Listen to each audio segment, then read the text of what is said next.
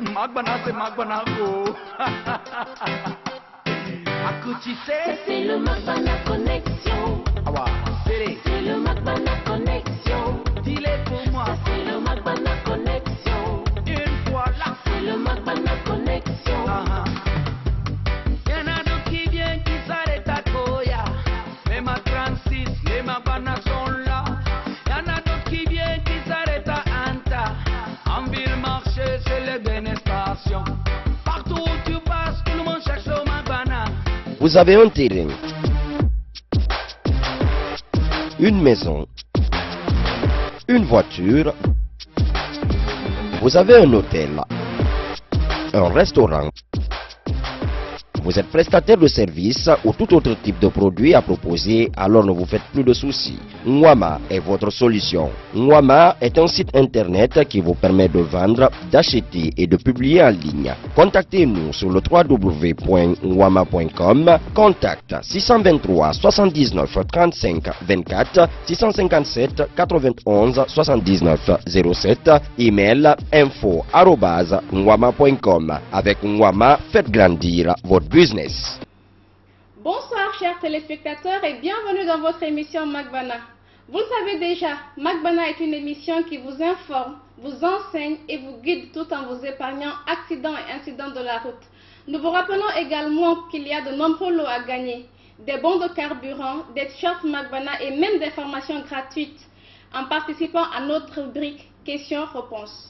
Aujourd'hui, nous parlerons du phénomène des embouteillages. Je sais que c'est quelque chose qui nous fatigue dans notre ville, à Conakry ici. Surtout nous qui nous réveillons tôt pour aller à notre boulot, qui prenons la tangente le matin pour notre boulot. C'est un phénomène qui nous fatigue beaucoup. Et sur ce plateau aujourd'hui, nous avons comme invité M. Balamoussa Konaté. Il est ingénieur des ponts et chaussées. Avec lui, nous essayerons de débattre ce sujet et éventuellement quelques thèmes viendront s'ajouter au cours de l'émission. Bonsoir, Monsieur Balamoussa. Bonsoir, mademoiselle Gallo. Vous allez bien? Ça va bien. Alors, j'espère que vous vous sentez bien. Hein? Oh, tout à fait bien. À la Guinéenne, comme on dit souvent. Ça va, alors ça va aller. Alors, bienvenue sur ce plateau. Je vous remercie. Je salue nos nombreux auditeurs et téléspectateurs, bien évidemment, et pour leur aimable écoute. Et puis, que tout ce que nous dirons ici, la synergie, voilà, notre synergie commune permette de faire avancer un peu la circulation routière en Guinée et puis éviter des accidents.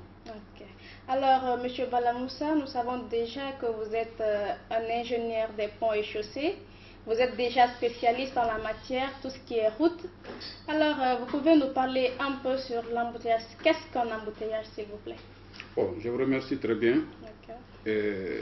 On parle d'embouteillage lorsque, dans la circulation routière, nous remarquons que le long de cette circulation, la vitesse des véhicules se trouve suffisamment réduite, voire même arrêtée.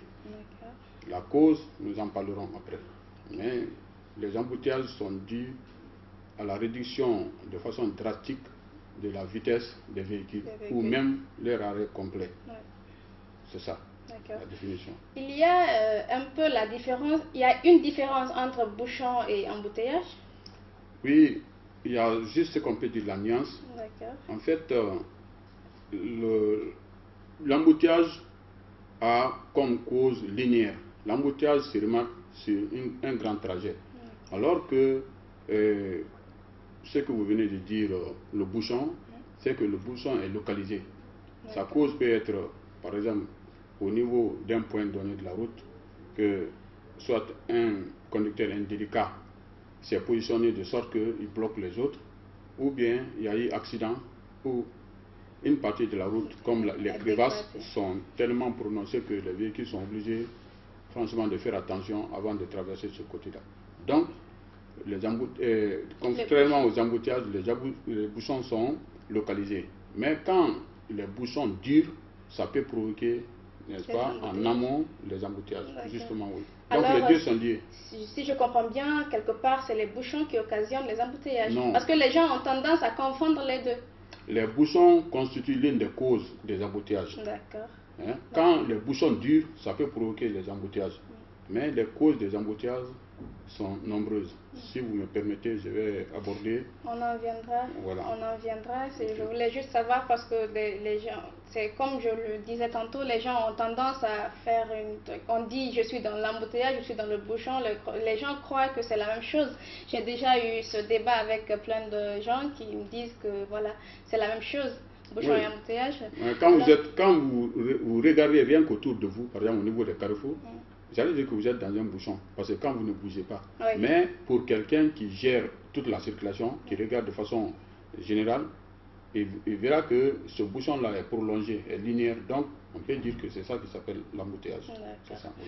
Alors, M. Balamoussa, toujours dans ce domaine, vous pouvez nous parler un peu des causes principales de l'embouteillage? Voilà, surtout à Conakry ici.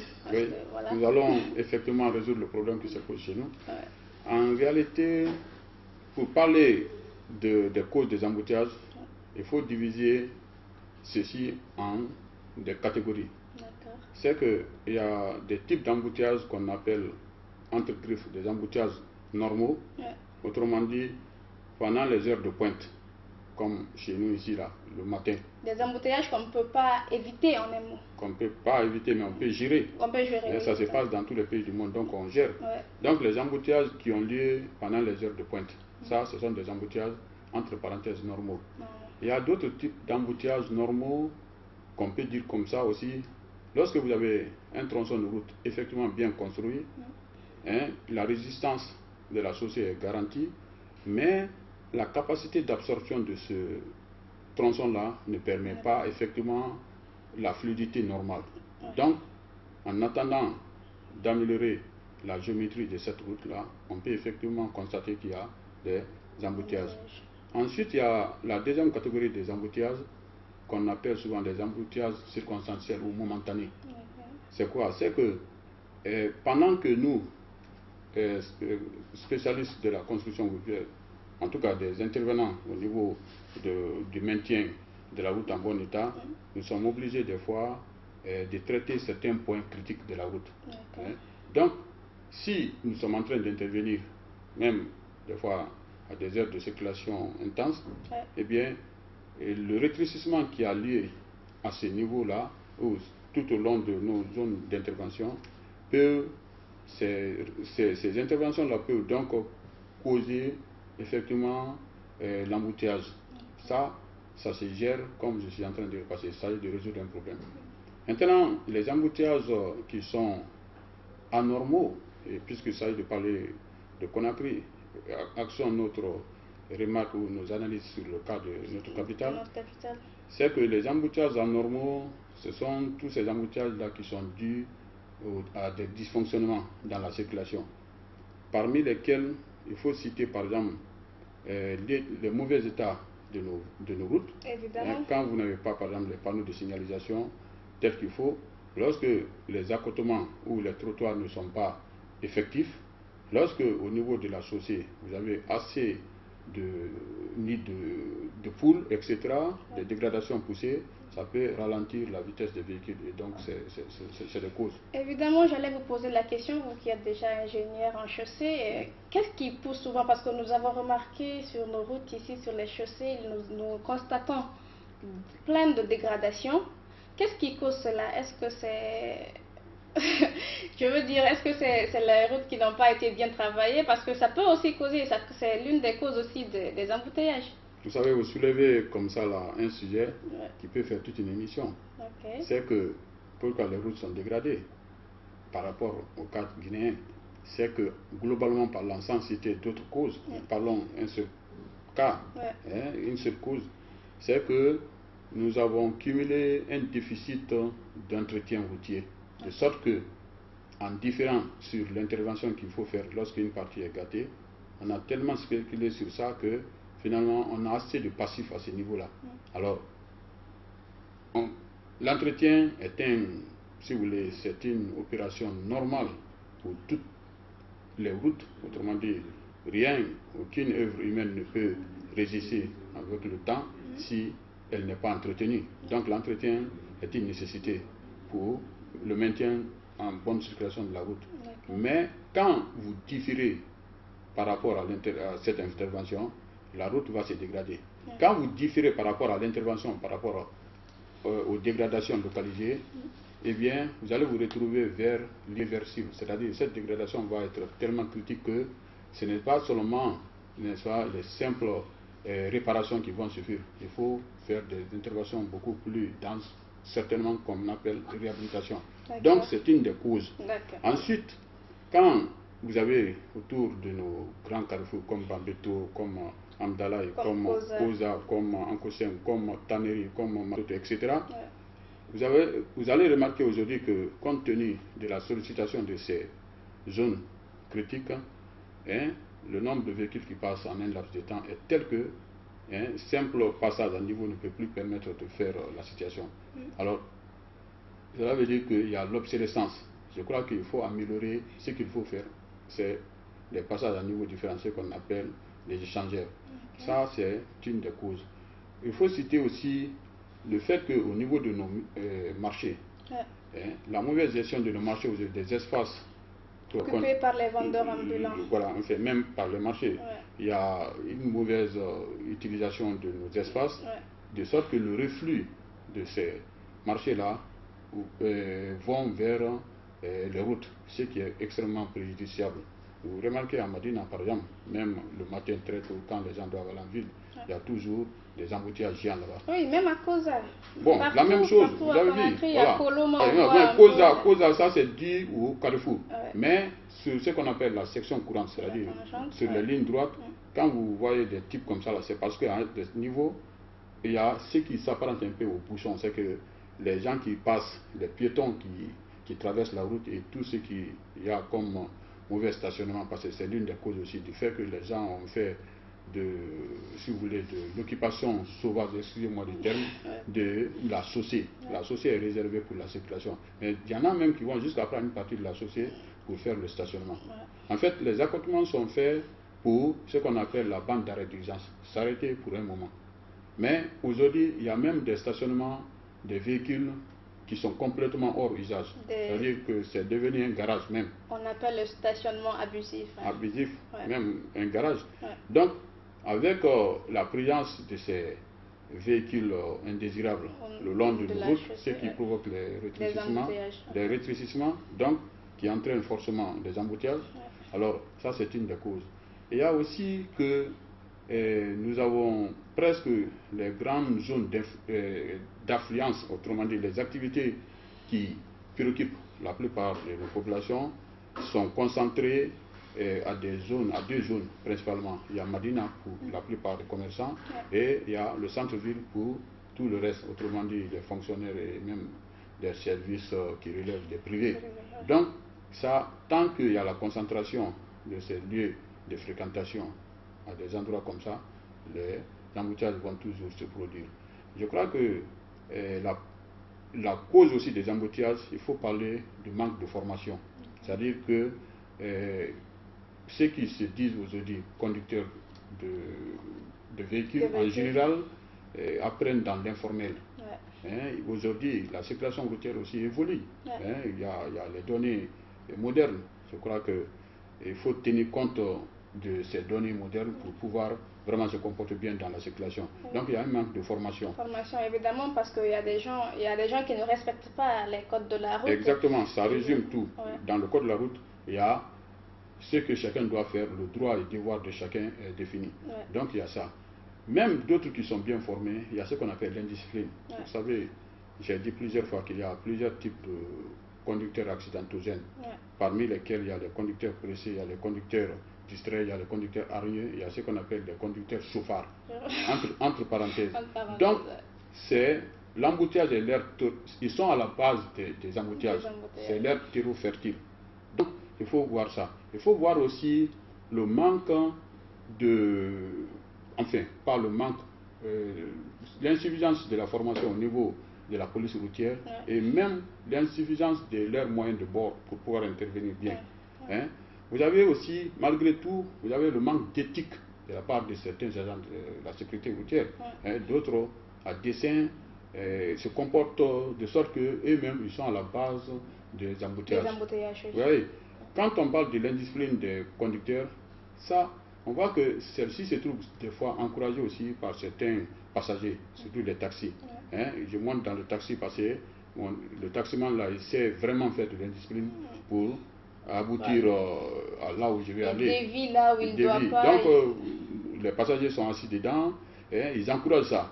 Hein, je crois ils sont pressés, il veut arriver à temps à tout prix. Ils sont à la base de l'indiscipline du conducteur. Comprenez, c'est pourquoi il faut parler à tout le monde pour que chacun voit sa part là-dedans.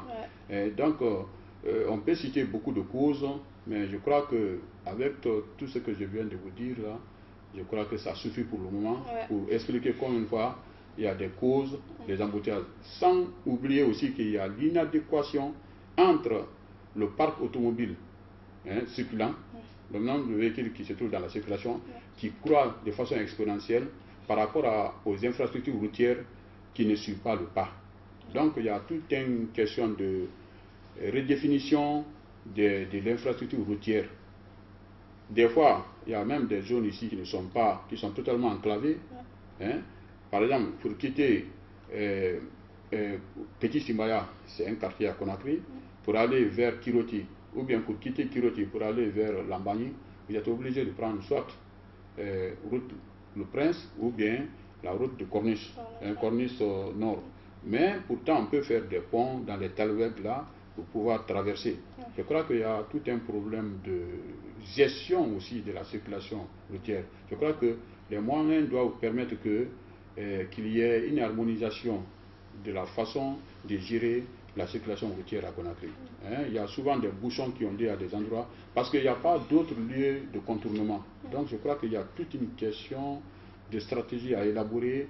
Il faut construire des routes, oui, mais il faut les construire en tenant compte franchement d'une planification saine. Donc c'est des causes. Il y a des manques de routes et un peu, vous ne constatez pas un peu la manque aussi les manques de matériel, je veux dire, parce que par exemple si nous prenons les feux tricolores, c'est une signalisation lumineuse mais qui aussi permet de maintenir un peu l'ordre dans notre ville. Et je constate ici à Conakry qu'il n'y a qu'une seule partie de toute la ville qui est occupée par une signalisation lumineuse. Ça c'est devant la présidence de la République. Pour le moment ça c'est un luxe parce que vous avez ce problème qu'il y a d'électricité qu'il faut résoudre. Ça c'est lié à l'électricité. Pour parler de la signalisation routière, il faut reconnaître aussi qu'à part la dégradation de la route en termes de résistance, etc., c'est que les équipements de sécurité routière aussi manquent. Vous comprenez? Et quand quelques-uns sont là, ils ne sont pas connus des usagers. C'est pourquoi je recommande la formation, pour que même quand ça existe, qu'ils puissent se l'approprier, parce qu'ils ont compris ce que c'est que cette chose-là. Donc, ça. Alors, Monsieur Konaté, on a parlé des causes, sûrement on doit avoir des conséquences. Et ces conséquences jouent plutôt plus sur la population de la ville. Hein? Quelques conséquences de l'embouteillage qui jouent sur la population. Si nous avons parlé tout ce que nous venons de dire là, c'est parce qu'effectivement, ça constitue aujourd'hui un gros problème au niveau de la population. Vous savez, comme conséquence, il y a l'augmentation du temps de trajet dans la circulation, parce que un conducteur ou un usager de la route a besoin, il n'y a que deux objectifs qui l'intéressent. Son temps de trajet. Il veut mettre moins de temps dans le trajet. Et secondo, il y a ce qu'on appelle la liberté, n'est-ce pas, dans la circulation.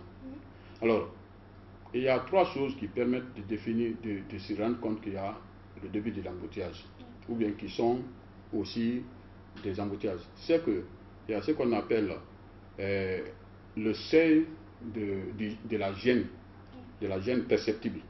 C'est quoi? C'est que, supposons que entre un point A et un point B, vous devez mettre 10 minutes pour parcourir le tronçon là, vous constatez que vous parcourez ça en 15 minutes. Cela veut dire qu'il y a 50% du temps normal qui s'est ajouté à ce temps normal-là. C'est 50% là qu'on appelle le seuil de la gêne perceptible. Ensuite, il y a ce qu'on appelle en deuxième position le seuil, n'est-ce pas, de la concentration. C'est qu'il y a 65% de ce temps normal-là c'est-à-dire 65% qui s'ajoutent à ce temps normal-là. Hein? Ensuite, il y a en fin de compte ce qu'on appelle le seuil de la concision. C'est-à-dire que presque il y a la stagnation. Cela veut dire que c'est presque le double du temps normal. En tout cas, c'est 80% au minimum de ce temps-là. Donc, cela veut dire que le temps de trajet se trouve suffisamment entamé, de sorte que cela joue sur le temps de travail. Quand vous avez, d'après la loi les lois du travail, hein, OIT, etc., que chacun doit faire 8 heures de travail. Ça, c'est le temps minimal. Mais vous faites, l'embouteillage vous prend presque 1h30. Vous avez vu déjà que cela joue, c'est ce qu'on appelle la moins-value par rapport à ce que vous devez donner comme productivité. Donc, ça joue sur le temps de travail. Ça joue également sur, si vous voulez, les dépenses qu'il faut pour faire le trajet. Autrement dit, ça augmente la dépense pour l'exploitation de la route.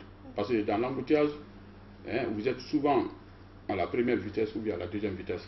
Ce qui en termes de consommation est plus élevé que si vous parcourez, si vous allez avec le 4e ou le 5e pour certains véhicules. Vous comprenez? Donc, pour les taximans, ils ne vont pas accepter toujours de perdre. C'est là où ils vont répercuter ça sur les populations, sur les passagers. C'est que souvent, un tronçon normal qui vaut 1000 francs ou 1500, ils morcellent ça en 3 segments par exemple, ou en 2 segments, pour pouvoir récupérer ce qu'ils ont perdu en temps. Parce que pour eux, il y a un montant journalier qu'ils appellent recette qu'il faut couvrir. Donc, ça joue sur le pouvoir d'achat de la population.